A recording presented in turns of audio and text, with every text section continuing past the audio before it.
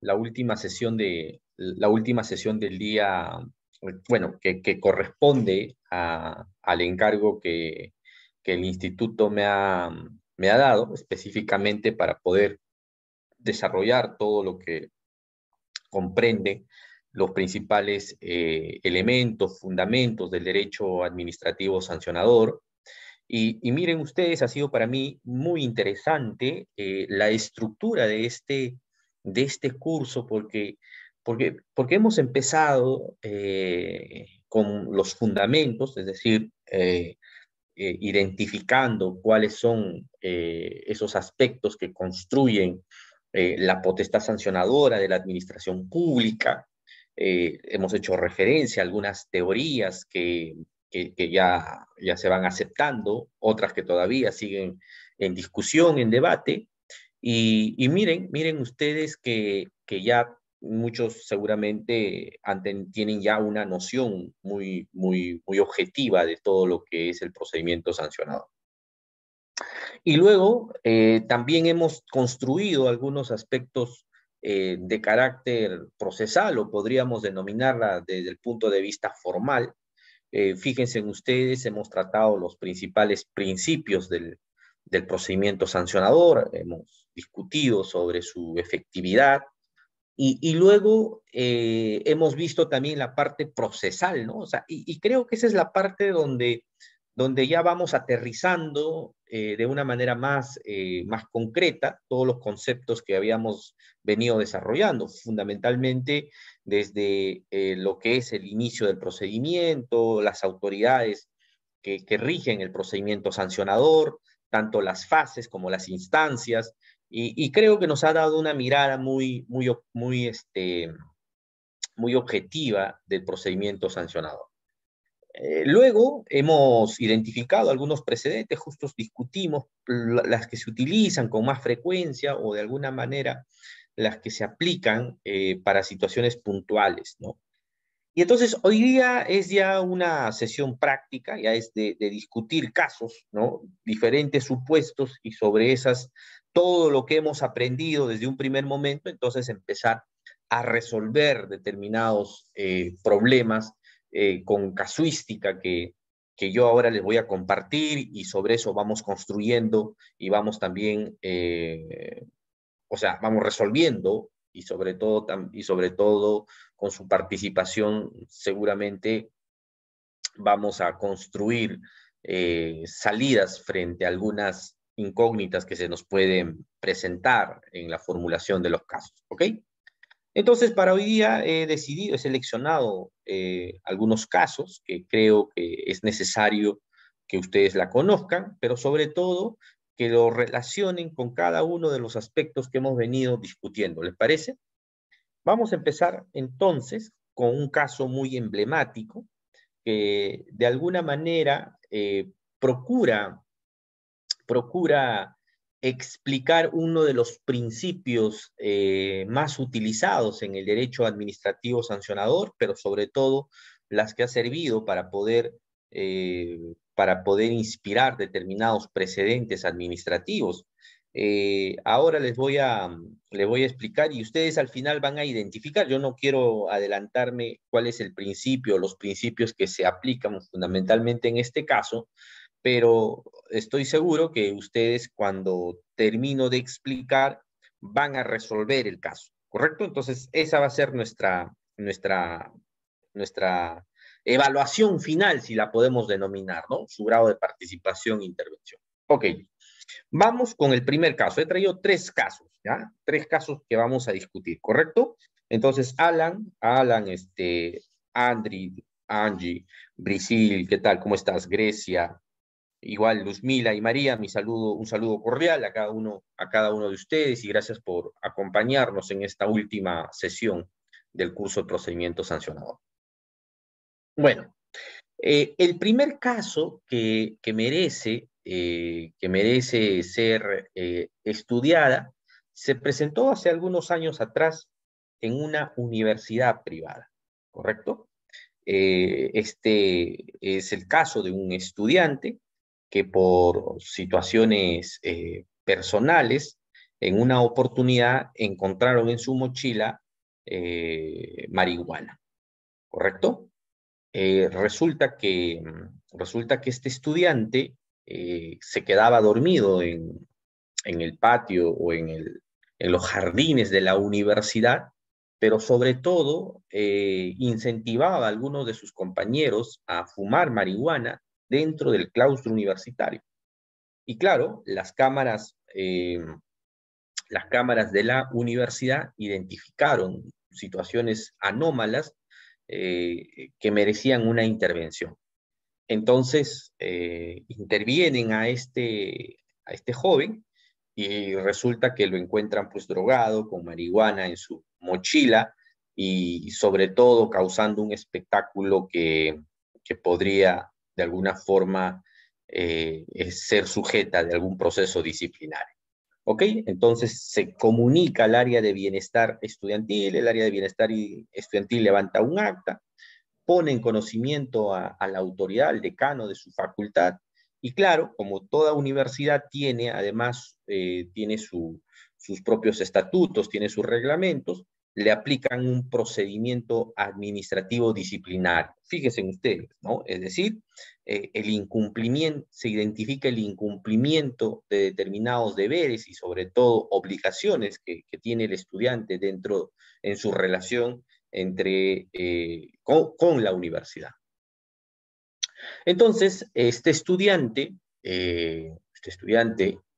resulta de que hace sus descargos, señala que esta actitud que mostraba era como consecuencia de que había sufrido una relación amorosa, un rompimiento de una relación de muchos años y que eso lo deprimía y que la única manera de querer llamar la atención, pero sobre todo sentirse bien, era fumando marihuana y no pudo controlarla en ese momento, pedía disculpas, pedía además que le comprendan que era una situación muy delicada, emocionalmente eh, muy dura para él, pero también ponía en conocimiento a las autoridades de que era la primera vez que cometía esta falta, en segundo lugar, que no tenía antecedentes y que además estaba ya a punto de culminar sus estudios.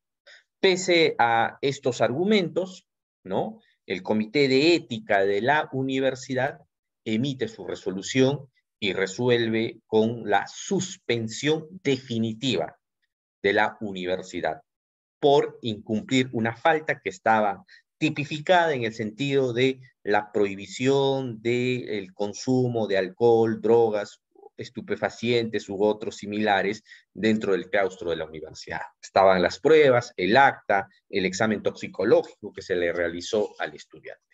¿Correcto? Entonces, su principal motivo o sus principales fundamentos de la resolución que emite la universidad estaba justamente enfocada en todo lo referido, ¿no?, a el prestigio de la institución, que se ponía en riesgo la imagen de la universidad y que merecía una sanción ejemplar para que otros estudiantes no cometan los mismos actos y por lo tanto eh, se conserve, ¿no?, el prestigio, la insignia de la universidad. Muy bien, obvio que este estudiante no se va a quedar contento y entonces interpone su amparo, ¿no?, para que pueda el Poder Judicial revisar una decisión como esta y entonces confirman, ¿no?, en primera instancia confirman la decisión de la universidad, les parecía que tenía los fundamentos, las pruebas, ¿no? Y en ese contexto, pues este estudiante recurre al Tribunal Constitucional. Y el Tribunal Constitucional resuelve declarando, ¿no?, la nulidad de esta sanción y exhortando a la universidad, ¿no?, exhortando a la universidad la aplicación de determinados principios. No quiero adelantar cuáles son, porque entiendo que cada uno de ustedes ahora van a intervenir, ¿ok? Entonces, yo les voy a pedir a ustedes que frente a este caso que les he expuesto, ¿cuáles consideran ustedes que han sido los argumentos del Tribunal Constitucional para declarar la nulidad de esta sanción? ¿Correcto? Entonces, vamos a hacer trabajo así rapidísimo, un trabajo grupal, muy ejecutivo.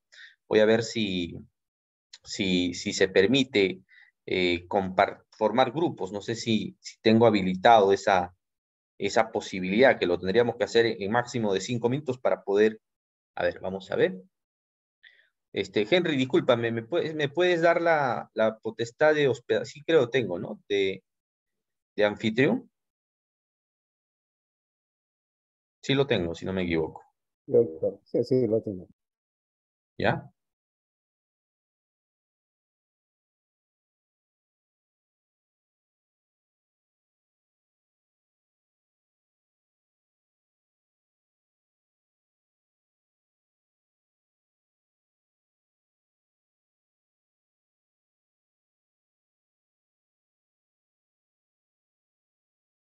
¿Listo? Sí lo tengo, ¿no?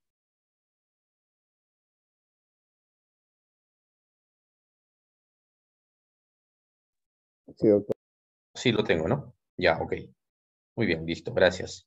Entonces vamos a ver, vamos a ver en esta parte. A ver, hace tiempo que no formo grupos. ¿Alguien me puede ayudar? ¿Dónde está este enlace para formar grupos? No me equivoco, está en...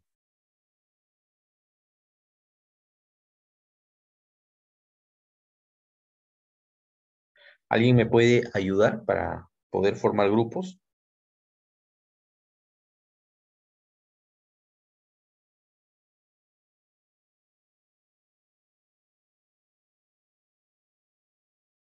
Ah, bueno, creo que cada uno de ustedes todavía no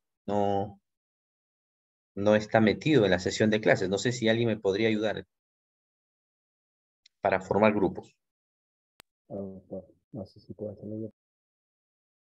De repente, si silenciar todo el grupo, ocultar, habilitar la sala de sesión, reproducir, permitir, silenciar todo lo vertido en el video.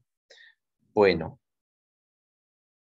bueno, yo creo que vamos a demorar, ¿ya? Entonces vamos a hacer lo siguiente.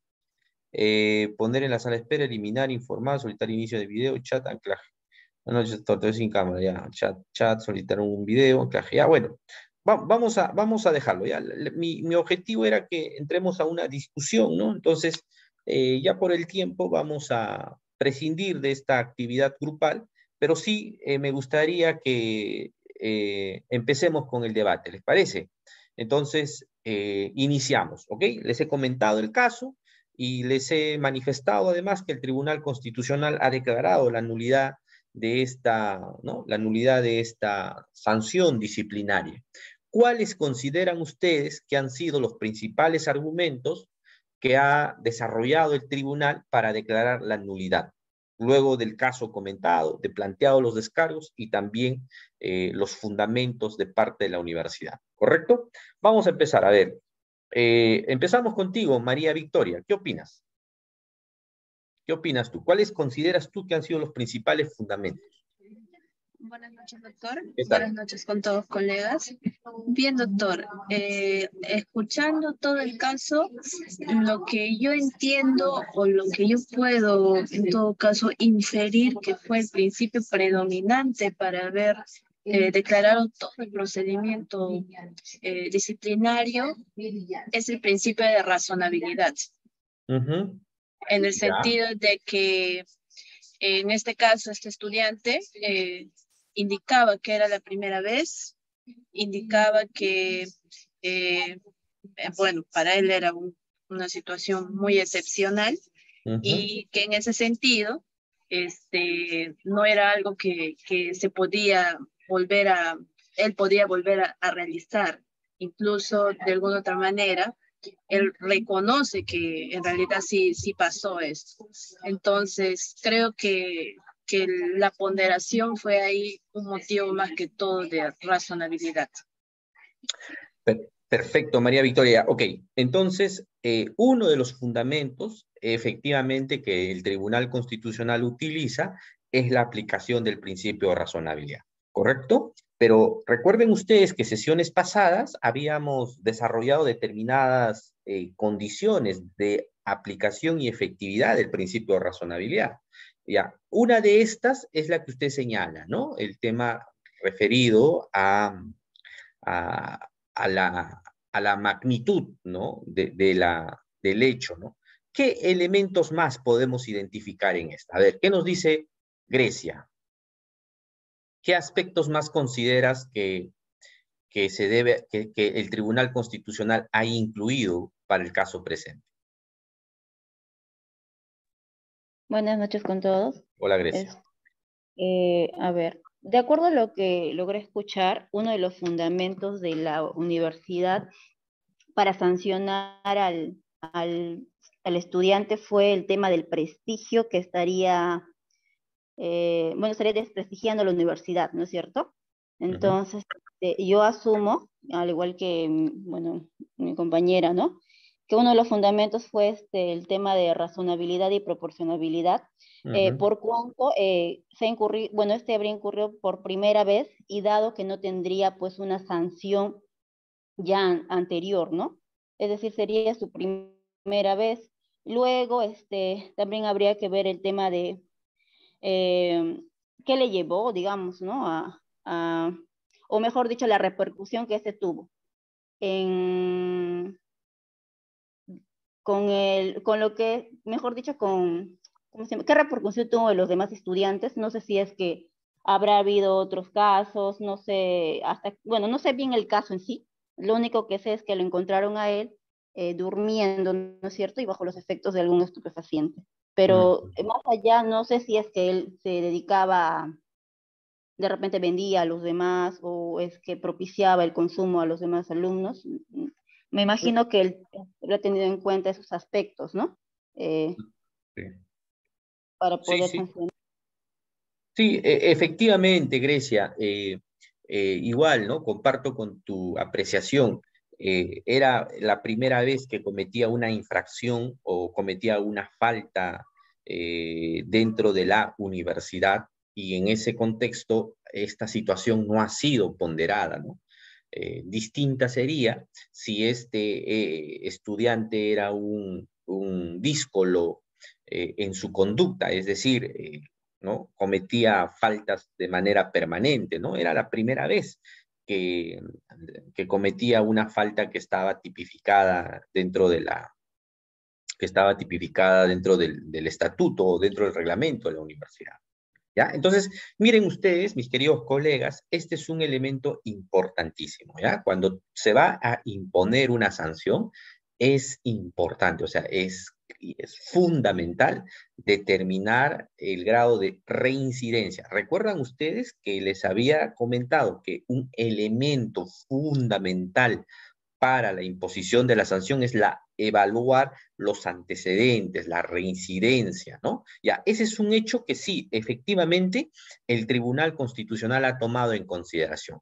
Pero hay otro elemento, además, que ha servido para que el Tribunal Constitucional declare la nulidad, que es el principio de proporcionalidad, en el sentido que las autoridades universitarias no han valorado que el estudiante se encontraba en el último semestre, es decir, estaba a meses para culminar su carrera universitaria. Y una sanción de suspensión definitiva no solo lo perjudica a él, sino que además dentro del entorno o dentro del ámbito universitario nadie lo va a querer recibir, porque ya está con una sanción de suspensión definitiva. Entonces, prácticamente menoscaban su proyecto de vida, sus expectativas de desarrollo profesional, entre otros aspectos. Entonces, el Tribunal Constitucional también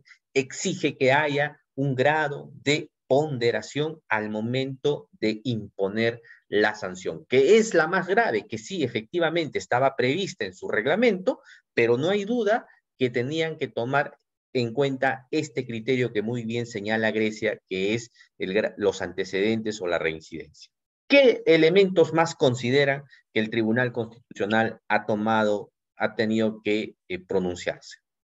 Hola, Brisil, ¿cómo estás? Qué gusto saludarte. Buenas noches, doctor.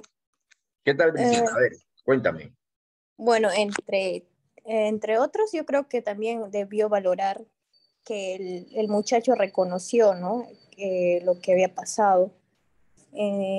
Habíamos visto en una clase pasada sobre que entre las consideraciones para poner una sanción se debe valorar esto, ¿no? Para que haya una adecuada sanción razonable, también se tiene que tomar en cuenta ello, ¿no? Que él ha reconocido que no tenía antecedentes. Eso, doctor, podría aportar. Perfecto, Brisil.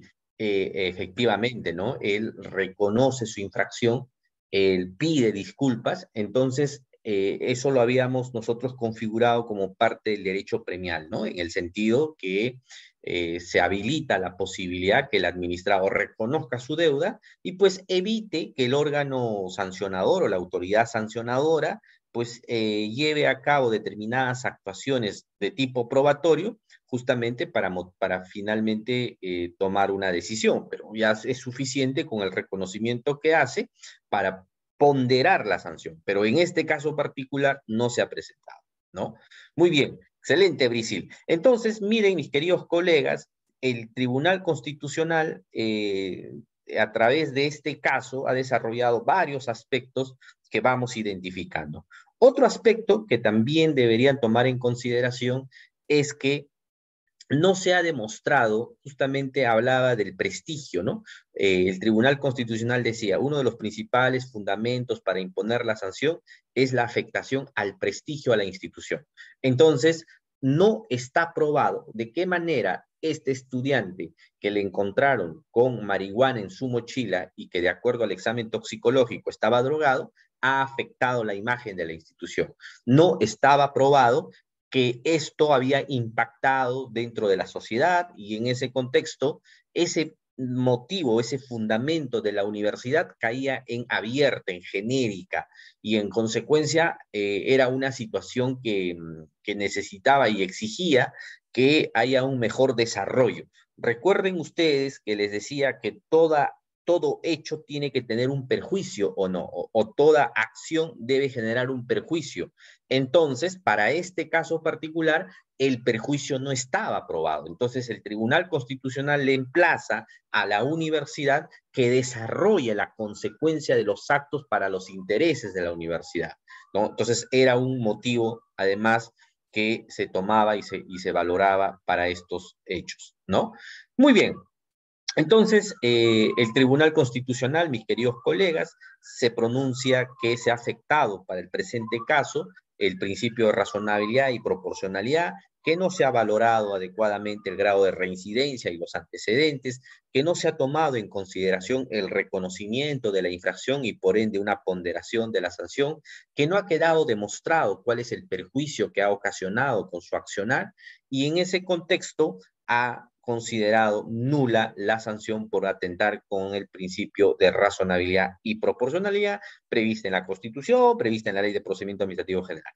Pero además, el Tribunal Constitucional aprovecha esta sentencia para hacer una revisión de sus faltas. Lo que pasa que sus faltas administrativas de la universidad eran tan abiertas y que no permitía una adecuada subsunción típica. La falta administrativa era el incumplimiento, ¿no? Era el consumir, consumir, así decía, ¿no? Consumir alcohol, drogas o cualquiera de sus derivados dentro del claustro de la universidad trae como consecuencia la suspensión definitiva de la universidad. O sea, esa infracción que era tan abierta que permitía de alguna manera que diferentes situaciones podrían encajarse, en esta también ha sido observada por el Tribunal Constitucional y le ordenó a que desarrolle mejor cada una de sus infracciones. Y esto bajo la lógica que ya les había comentado del principio de tipicidad y el principio de legalidad. Recuerden ustedes, cuando desarrollamos el principio de tipicidad, es importante que exista la lex certa, la lex previa, ¿no?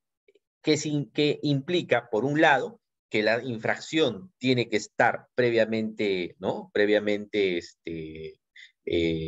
publicada, que debe ser cierta en el sentido de que sea fácil de entender, pero sobre todo que debe cumplir con los elementos que toda infracción requiere. El elemento objetivo, el elemento subjetivo, su consecuente, y entonces no se identifica en esta falta disciplinaria en la universidad estos elementos previstos en el principio de tipicidad, ¿correcto? Entonces, el Tribunal Constitucional resuelve una situación como esta, alegando el principio de la afectación del principio de razonabilidad, proporcionalidad y también el principio de tipicidad, ¿correcto? Ese es el primer caso.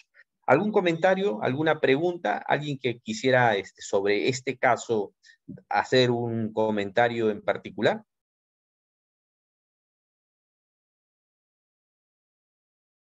Bueno, vamos a ver el segundo caso, ¿ya? El segundo caso, a ver, atentos al segundo caso.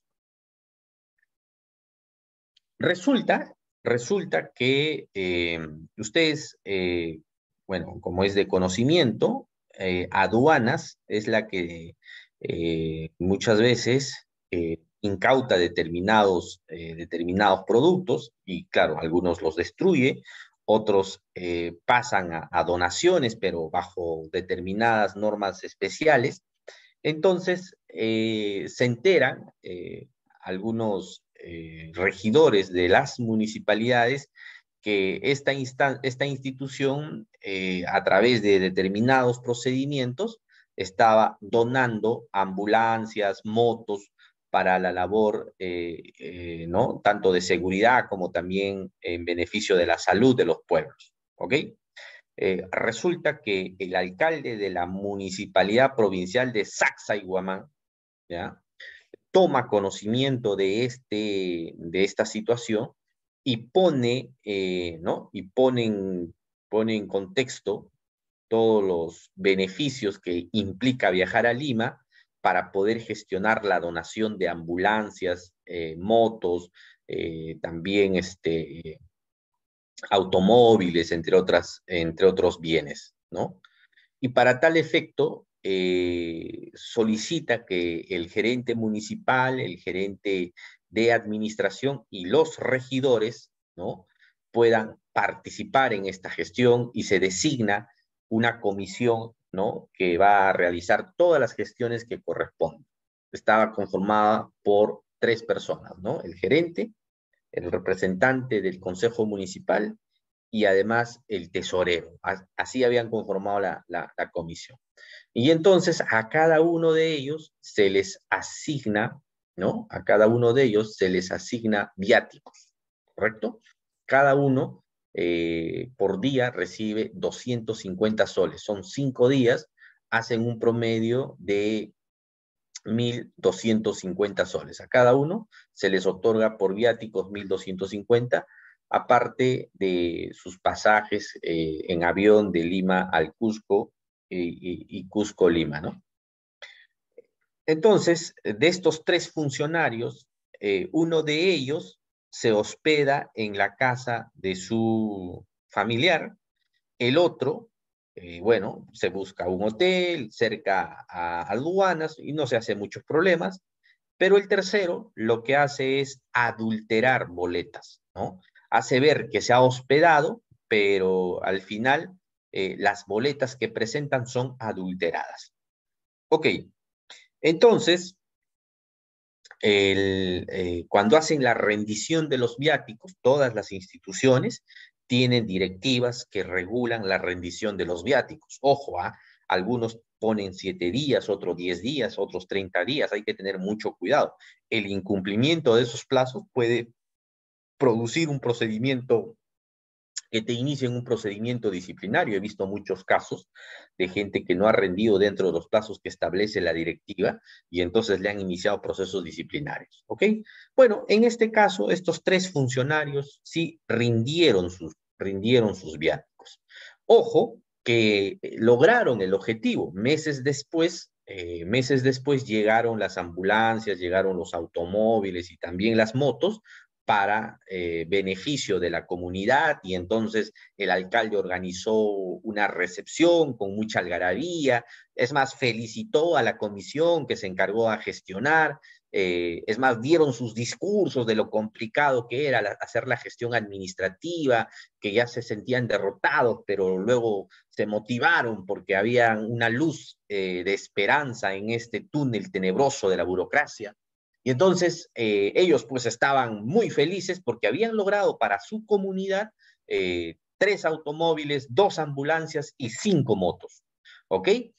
Pero cuando la Contraloría interviene, o sea, el órgano de control institucional interviene y revisa todo el procedimiento de donación, porque también hay normas específicas, tiene que el Consejo aceptar la donación, es donde verifica que los viáticos que se le habían asignado a los funcionarios públicos, algunos de estos no se habían rendido dentro de los plazos, pero lo más preocupante era que uno de ellos, ¿no?, había adulterado, porque hace la constatación con el mismo hospedaje y le informan que nunca se había hospedado. Y otro, ¿no?, había agregado un 0 más, es decir, si el plato le costaba 10 soles, él agregó un 0 más y entonces hizo rendición de 100 soles. De tal forma que ninguno de ellos, ¿no?, salvo el regidor, ¿no?, ninguno de ellos, salvo el regidor, pues había hecho un proceso regular de su rendición de cuentas, ¿no? Entonces, se inicia, ¿no?, se inicia una auditoría, se identifica que han habido irregularidades en el proceso de rendición de cuentas y se pone en conocimiento al órgano instructor para que le inicien un procedimiento sancionador. Y el órgano sancionador decide iniciar procedimiento sancionador al tesorero y al gerente. El tesorero porque había presentado boletas adulteradas, el gerente porque habría falsificado las boletas, o sea, uno había adulterado y otro había falsificado. Y en consecuencia recomienda que se le imponga la sanción más grave, que es de inhabilitación. ¿Correcto? En sus descargos, ellos señalan el principal argumento, que el monto que le habían asignado era para una comisión de servicio.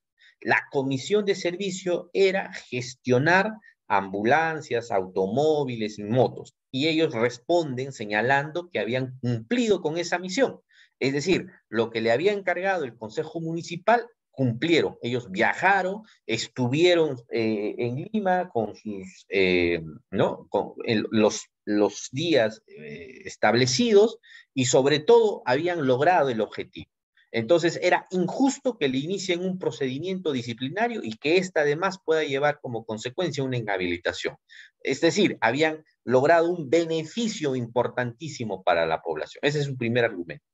Su segundo argumento que ellos señalan es que habían devuelto el dinero, ¿ya? Habían devuelto el dinero y desde esa perspectiva, ¿no?, desde esa perspectiva, ellos tendrían que, o sea, la comisión, en este caso el órgano instructor, tendría que pues absolverlos, ¿no? Han devuelto el dinero que cada uno más o menos ascendía a 800 y el otro 700 soles, no se hacían problema, devolvieron el dinero.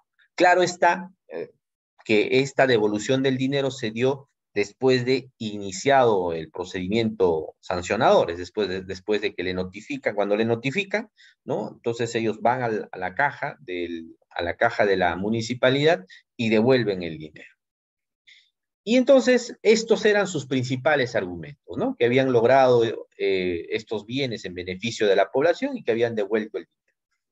Muy bien, finalmente lo que hace el órgano sancionador frente a esta situación es imponer una sanción. Ya no de inhabilitación, sino de suspensión. Sin embargo, le aplican la sanción más dura, ¿no?, la suspensión de 360 días. Y obvio, cuando se da esta suspensión, prácticamente hasta te pueden despedir de tu trabajo. En algunos casos es suficiente nada más que te suspendan 3 meses y ya te despiden de tu centro de trabajo, los que están bajo el decreto legislativo 728. Muy bien, entonces interponen una apelación. Entonces, al interponer una apelación, el tribunal declara la nulidad de todo el proceso porque no se habían valorado determinados aspectos.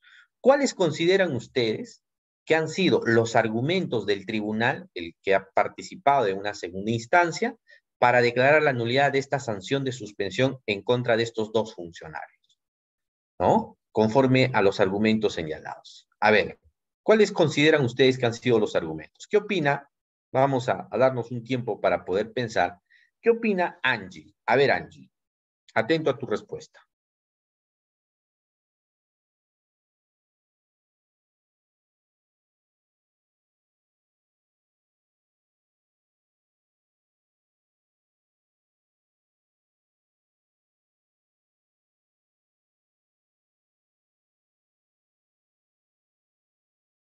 A ver, Angie.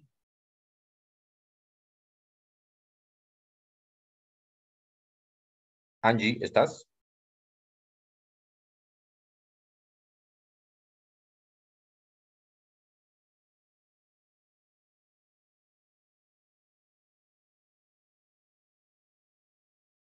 Angie.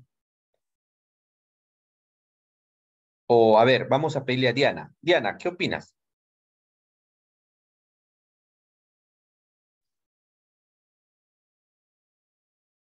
¿Qué tal, Diana? Te escuchamos. Profesor, buenas noches. ¿Cómo estás? Considero que independientemente del logro obtenido, deben rendir los viáticos, ¿verdad? Y mm, a ver, y que eso sería muy favorable para que no le puedan dar una sanción muy, considero, ¿no? De mi parte. Y también cumplir con las directivas de la entidad, ¿no? Y creo que eso es lo correcto. Es mi opinión, profesor. O sea, para usted está muy bien que le impongan la sanción máxima de suspensión. La suspensión máxima. Claro, le han aplicado la suspensión de 365 días. O sea, es decir, le han impuesto la suspensión de 1 año. Considero que es muy excesivo. Pero por eso, ok, es excesiva, pero ¿cuáles considera usted que ha habido, por qué considera que es excesiva? Ahí es donde justamente queremos analizar todo lo que hemos visto, ¿no? Todo lo que hemos hablado en sesión de clases. A ver, ¿por qué considero que es excesiva? Porque ellos han rendido sus viáticos. Creo eso, profesor. Ok, perfecto. Diana, de acuerdo contigo en el sentido que es excesivo. Miren ustedes, estimados colegas. A ver, aquí hay 3 aspectos que debemos tomar en cuenta al momento de resolver un caso como este. La primera, ellos han hecho la devolución, ¿cierto? La devolución del perjuicio identificado por la Contraloría. A cada uno de estos les ha identificado entre 700 a 800 soles, ¿correcto? Esa es la primera premisa. Pero esa devolución, ojo, esa devolución se ha presentado después de iniciado el procedimiento.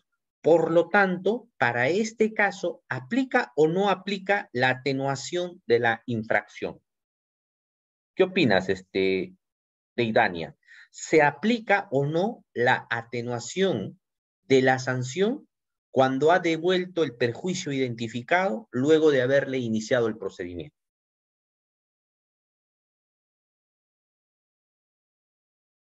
¿Qué dices, Deidania? A ver, doctor, ahí sí, buenas noches. ¿Qué tal, Deidania? Buenas noches. Buenas noches. La verdad no he leído esa parte, pero yo creo que podría de alguna manera, bueno, no he leído esa partecita, pero yo creo que sí podría atenuarlo, ¿no? Porque de alguna manera está resarciendo el daño causado, por así decirlo. Bueno, independientemente de la falsificación de documentos, que ya es otra materia Ujú, de lo que haya realizado, ¿no? Pero en el área administrativa yo creo que sí podría ser un atenuante en todo caso, a mi parecer, ¿no? claro. A ver, la ley es clara, estimados colegas. Dice, solo se aplica la atenuación de la sanción siempre en cuando se hacen devoluciones antes de iniciarte el procedimiento. Si después de iniciarte haces la devolución del perjuicio identificado, entonces no tiene ninguna relevancia, salvo que serviría para el reconocimiento de una infracción, pero tendrías que precisarlo expresamente en tus descargos. ¿Correcto, mis queridos colegas? Entonces, aquí no se aplica la figura de la atenuación de la sanción. Primer punto. Segundo punto. Aquí en la sanción no existe un peritaje, porque si tú imputas una falsificación de un documento, no es suficiente con la corroboración, sino que es importantísimo que se demuestre a través de un peritaje. Y si la entidad no ha gestionado y no ha presentado un peritaje, esta debería ser sujeta a una nulidad. ¿Ya? Ese es el segundo aspecto respecto a la carga probatoria. Y el tercer aspecto, y eso a mí me parece importante que tomen en consideración, es que si bien es cierto, han hecho la devolución, los montos, miren ustedes, o sea, por aproximadamente 1.500 soles abrirles un procedimiento sancionador, me parece que no podría llevar a una suspensión muy grave, posiblemente podría esta atenuarse o en su defecto, ¿no? Recalificarse a una falta leve, ¿no? Que podría ser una llamada de atención. ¿Qué opinan ustedes sobre esta posición? ¿Qué opinas, Neri?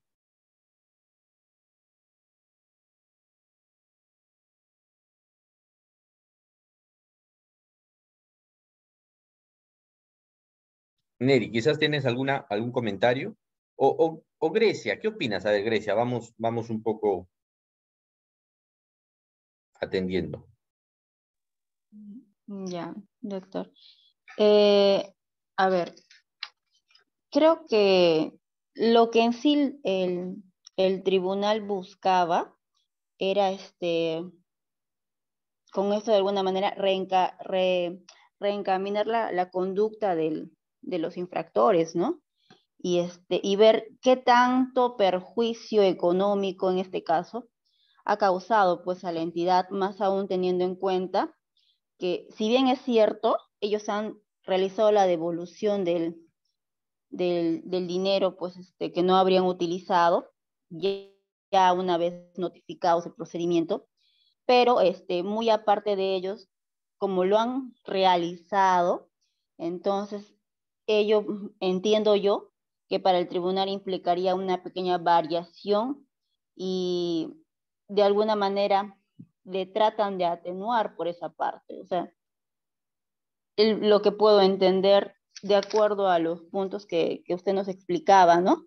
Este, porque, o tal vez entendí mal, creo que el punto era para bajarlo. Uh -huh. O sea, el punto, a ver, lo que usted se refería era que lo que se ha sancionado por menos de lo que se pedía. Uh -huh.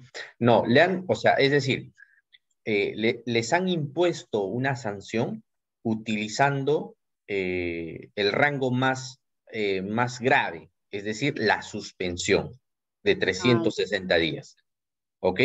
Entonces, o sea, el órgano sancionador les impone la sanción de suspensión por un año bajo tres argumentos. Primer argumento, que ha habido una afectación, ¿no? Ha habido una afectación económica, en primer lugar. En segundo lugar, que la devolución del dinero no tiene efectos porque ésta se ha dado después de haberse iniciado el procedimiento. Y en tercer lugar, porque ha habido falsificación de documentos, sin embargo, no adjuntan un peritaje y solamente adjuntan una corroboración informativa. Entonces, estos tres elementos. Entonces, estas personas que están afectadas interponen su apelación ante el tribunal y el tribunal resuelve declarando la nulidad. ¿Por qué? Justamente en tema referente a la carga probatoria. No estaba adjunta un peritaje que demuestre claramente la falsificación. Y además que la sanción que se había aplicado no era proporcional por el monto, es decir, se aplica lo que se denomina un principio en materia de control gubernamental, se denomina materialidad. Oye, por un monto de 1.500 soles vas a imponer una sanción de aproximadamente un año, donde estos funcionarios que han devuelto el dinero, que de alguna forma es un reconocimiento de la infracción, prácticamente los vas a dejar sin trabajo. Entonces, situaciones como estas, miren, si bien es cierto, en el ámbito administrativo no se valora, pero el tribunal ha considerado que se declare nulo y que se vuelva a iniciar un nuevo procedimiento sancionado. ¿Ok? Más que todo por el principio de impulso de oficio, entonces, ¿no? Por el tema de buscar la verdad material y no buscar la afectación de los derechos constitucionales, ya me imagino, de los investigados, ¿no? Efectivamente, la verdad material, pero sobre todo porque el procedimiento sancionado, el procedimiento disciplinario, debe servir justamente para prevenir los actos. Pero hoy más que nunca, el procedimiento disciplinario tiene que tener las garantías, porque ellos son, fíjense ustedes, juez y parte. ¿Qué significa ser juez y parte? Que la administración tiene el monopolio de la investigación y el juzgamiento. Y por ende, se hace necesario que las garantías en su aplicación sean muy altas. Y es por ese motivo que tendrá que valorarse, número uno, si estas personas han sido reincidentes o no, si tienen antecedentes, si se valora o no el reconocimiento de la deuda después de haberse iniciado el procedimiento, cuál es el impacto. Oye, ya muy bien. Además, en materia penal, ha habido un cuestionamiento de que esto no es un delito si es que se ha llevado a cabo la comisión. O sea, a mí no me importa cómo lo utilices el dinero para tus viáticos. A mí lo que me importa es el fin. ¿El fin cuál es? Que tú cumplas el servicio, que tú cumplas la tarea que se te ha encomendado. Si te han encomendado hacer una gestión para las donaciones y lo has cumplido, perfecto. Distinto es que te hemos dado dinero del Estado y no has cumplido la comisión. Entonces, en materia penal hay una discusión sobre este aspecto relacionado al delito de peculado. Consideran algunos que no es sujeto a ser penalizado, ¿no? Eso sería un tema disciplinario, un tema leve, porque aquí se toma en consideración el cumplimiento no de la comisión. ¿Qué opinan?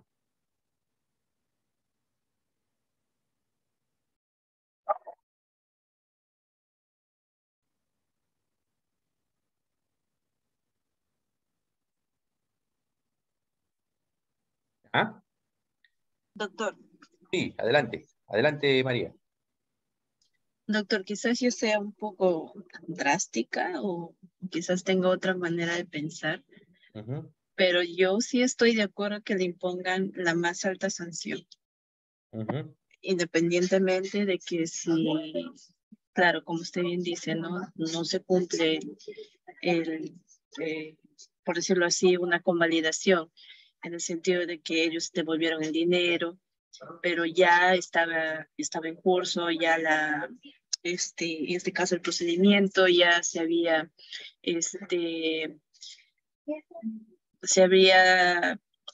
encontrado el indicio que denotaba definitivamente la comisión de una falta. En donde sí estoy de acuerdo es en este caso sobre la falsificación de documentos.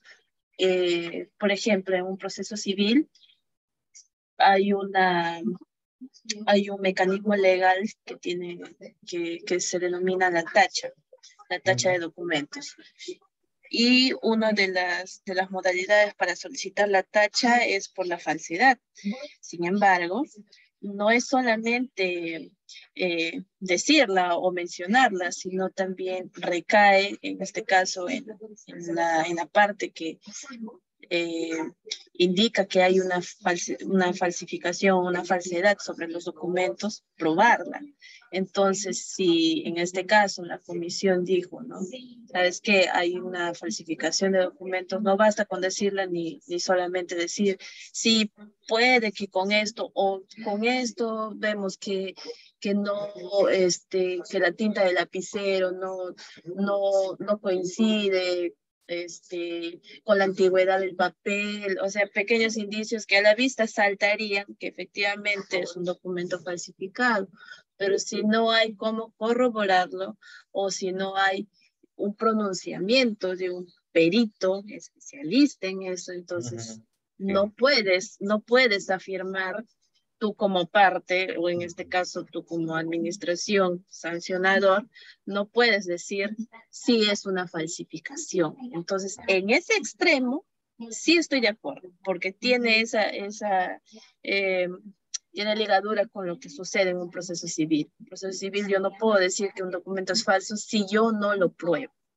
Entonces, definitivamente, ahí sí yo podría coincidir, doctor, pero en la falta, ahí podría tomarlo quizás como un atenuante, pero en general... María, ahí ya no sería atenuante, ya sería una nulidad. Una nulidad, contra el derecho a probar. Exacto, sí, doctor. Sí, y entonces, estaríamos acarreando, efectivamente, sí, tiene razón usted, estaríamos acarreando ya una causal de nulidad. Entonces, a mi parecer, sería un poco injusto, pero en realidad ya violentas, pues, derechos también que en este caso tienen estos funcionarios, ¿no? Como muy aparte también, ligado un poco a la debida motivación de las resoluciones administrativas también. Entonces, eso sería mi participación, doctor. Muy interesante, María. En verdad coincido contigo desde el punto de vista que tú no puedes alegar la imputación de una falsedad sin un peritaje científico, ¿no? Que demuestre claramente la falsificación del documento. Muy bien, colegas, yo creo que ya estos casos, miren, nos permite aplicar todo lo que hemos venido aprendiendo desde inicios de estas sesiones. Yo les voy a pedir a cada uno de ustedes, ¿no? Le voy a pedir a cada uno de ustedes que encienda su cámara, ¿no? Vamos a cerrar nuestro curso con una pequeña dinámica, ¿ya? La dinámica va a consistir en lo siguiente. ¿Cuál es la parte más importante que te llevas del curso? ¿Qué tema, qué capítulo te ha servido para poder profundizar o te ha creado alguna controversia, alguna crítica? ¿No? Por ejemplo, ¿no? Profesor, yo me llevo lo más interesante, la autonomía de responsabilidades. ¿Por qué? Porque me permite identificar que esta es una categoría que está desarrollada en el derecho administrativo y que indistintamente de la responsabilidad penal y civil también hay una responsabilidad administrativa. Entonces eso me ha parecido a mí interesante porque lo ubico como una categoría propia del derecho administrativo. ¿Okay? Entonces, en esta última parte, les pido que cada uno de ustedes identifique cuál es la categoría, la institución, el principio o la parte que nos ha correspondido desarrollar, más le ha llamado la atención, que le ha interesado y que puede resaltar o precisar. ¿Te parece?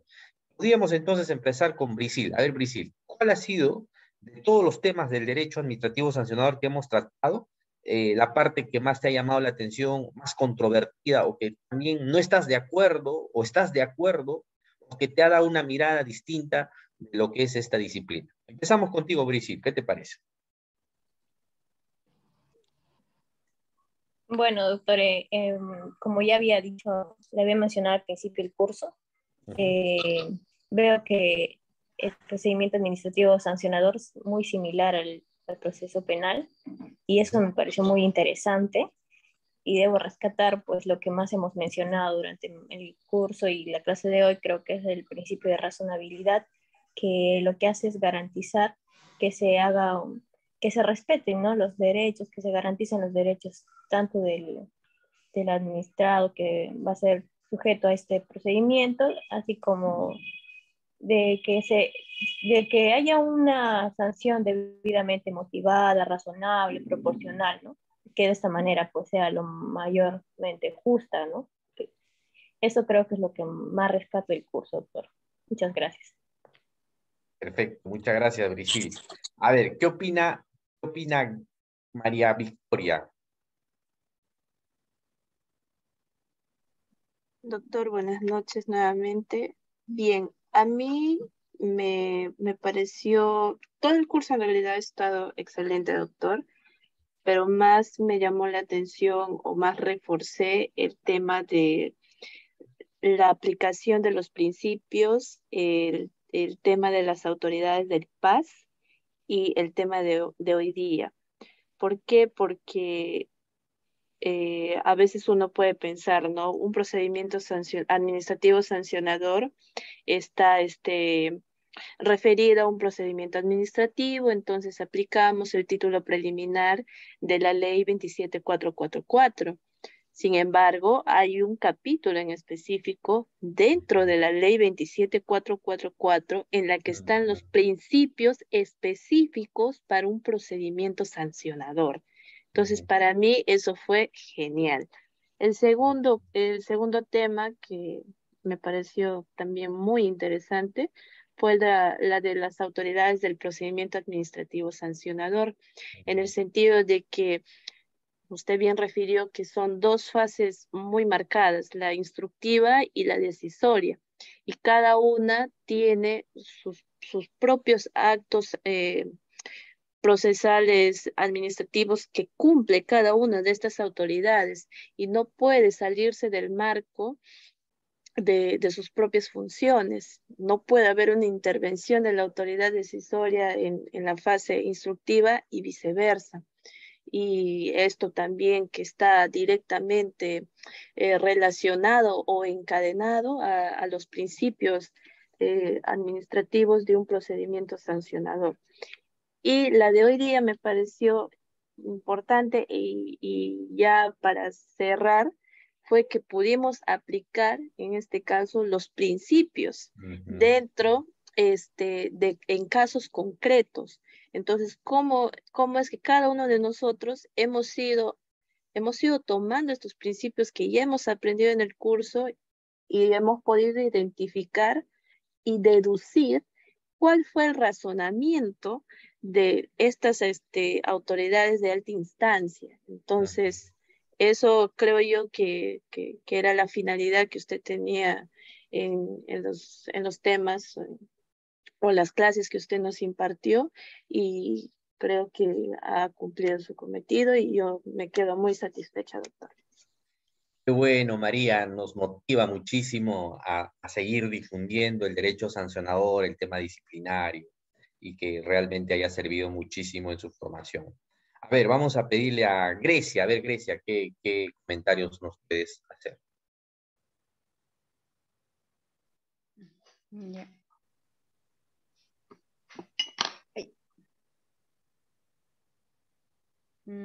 Creo que no me sale la cámara. Ya.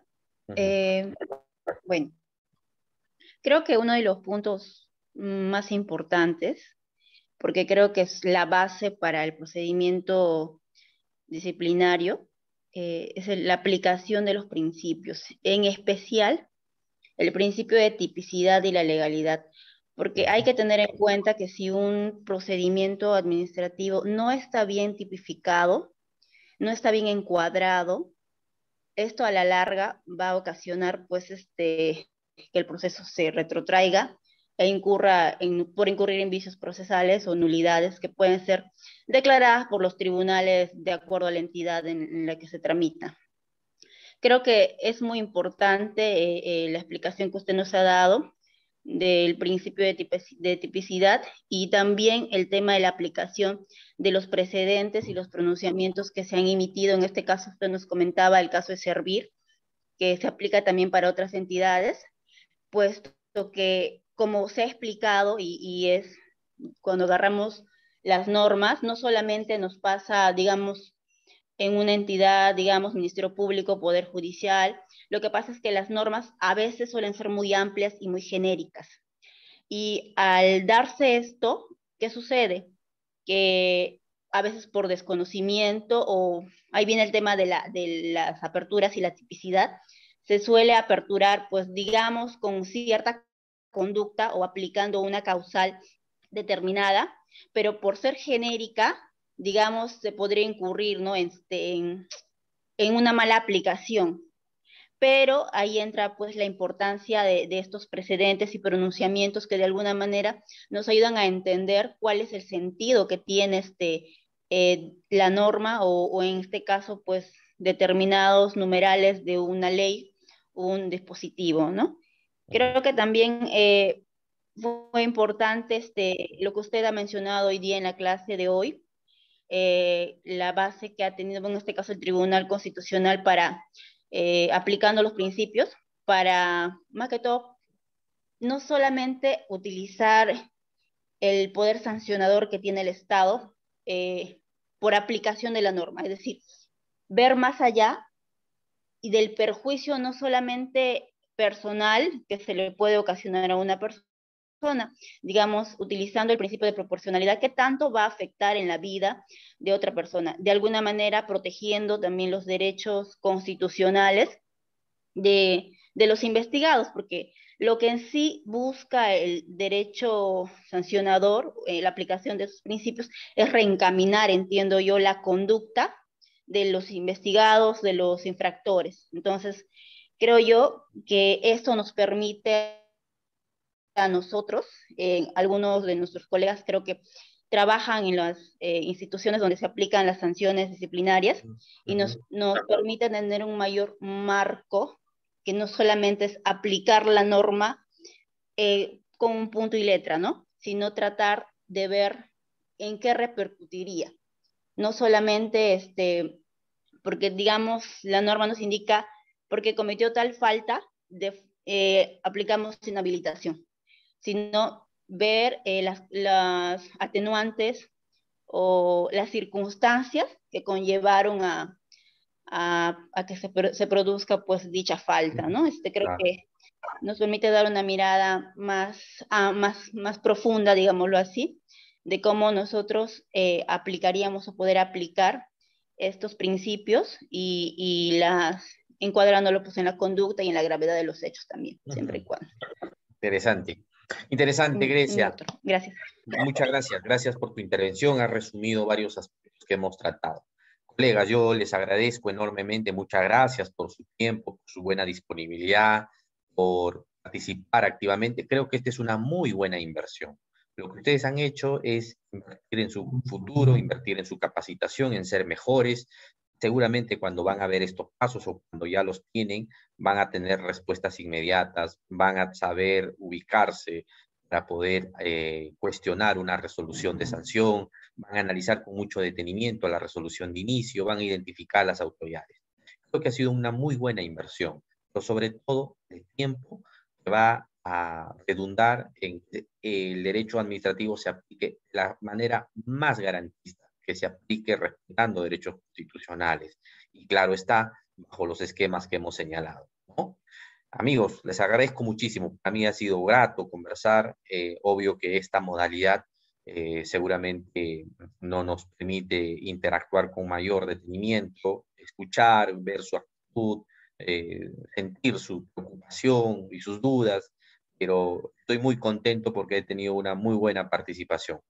Cuídense mucho, les agradezco eternamente. Muchas gracias. Gracias, doctor. Buenas noches. Gracias, doctor. Buenas noches con todos. Gracias. Buenas noches. Bueno, doctora, gracias. Damos por finalizar la sesión de hoy y bueno, que tengan unas lindas fiestas patrias, con su familia. Doctor Víctor, una vez más, mi agradecimiento eterno. De igual manera, Henry. Felices fiestas para todos. Cuídense. Igual, buenas noches a todos. Buenas noches.